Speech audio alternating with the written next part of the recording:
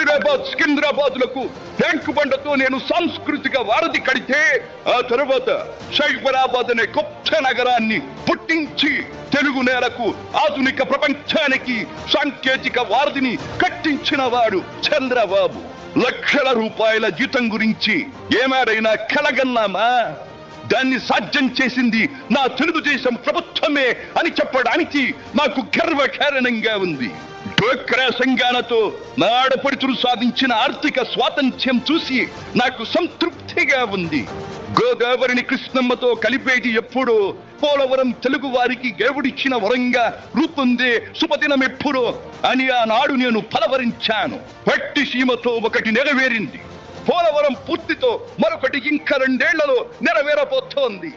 రెక్కలు ముక్కలు చేసుకున్న డొక్క సగం నిండని పేద ప్రజానీకారికి ఇంత ఆదరవు కల్పించడానికే ఆనాడు కిలో 2 రూపాయల బియ్యం పథకం పెట్టాను.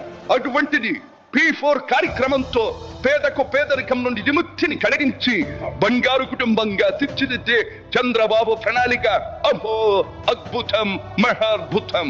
శాతవాహన సామ్రాజ్యానికి ఒకప్పటి రాజధాని నగరంగా బాసిలిన అమరావతి పేరిట నేడు నిర్మాణం జరుపుకుంటున్న ఆంధ్రుల రాజధాని నగరం దేవేంద్రుడు సైతం అసూయ పడేలా, మయూరి సైతం అప్పుల పడేలా రూపుదిద్దుకోవాలని మనసారా దీవిస్తున్నాను.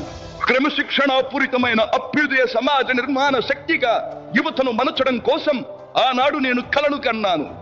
యువగణానికి ప్రాధాన్యమిచ్చి యువశక్తికి పదును పెట్టి నా కలను నేడు తీరుస్తున్నాడు నా మనవడు లోకేష్. అంతేకాదు, అధికారానికి సరైన నిర్వచనం మానవ సేవ అని ఆనాడు నేను పాటించిన నియమాన్ని నేడు గతంలో ఆచరించి పార్టీ కార్యకర్తకైనా సాధారణ పౌరుడికైనా అండగా నిలుస్తూ నా వారసత్వానికి వన్నెదిస్తున్నాడు లోకేష్.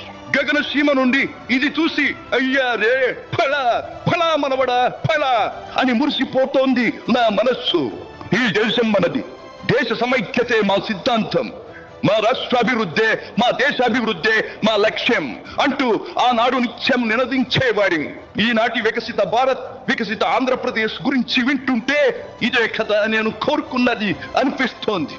చివరిగా ఒక్క మాట, చెరుగు నేల నలు చెరుగులా పాడి పంటలతో పారిశ్రామిక వికాసంతో పరవశించాలని, తెలుగులాట ప్రతి ఇంట నిత్య వసంతాలు చెందాలని, ప్రజల కోసం అంకిత భావంతో ప్రభుత్వం చేస్తున్న కృషి ఫలితం కావాలని ఆకాంక్షిస్తున్నాను.